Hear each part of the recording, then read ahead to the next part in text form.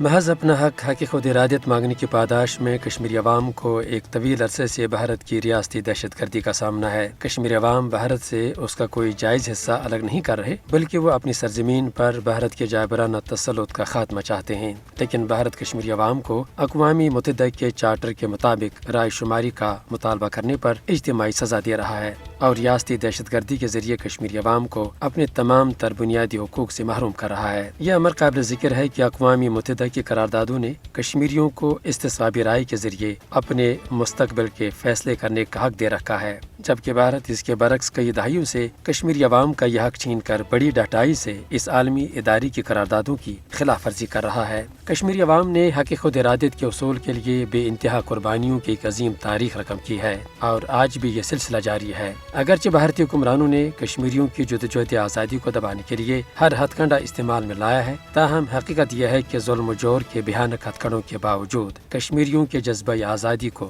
ختم نہیں کیا جا سکا۔ آج 10 لاکھ سے زائد جدید اسلحے سے لیس قابض بھارتی فوجوں نے مقبوضہ جموں کشمیر میں کشمیریوں کی زندگی جیرن بنا رکھی ہے اور نت نئے کالے قوانین کے ذریعے کشمیریوں کو اپنی ہی سرزمین پر بے بسی و بے کسی کی زندگی گزارنے پر مجبور کیا جا رہا ہے۔ ان حالات میں یہ اقوام متحدہ کی بنیادی ذمہ داری ہے کہ وہ تنازع کشمیر کو حل کر کے یہاں جاری خونریزی کو بند کروائے۔ اسی طرح مودی اور اس کے حواریوں کو کشمیریوں کے حقوق بری طرح پامال کرنے پر ہر حال میں قرار واقعی سزا ملنی چاہیے۔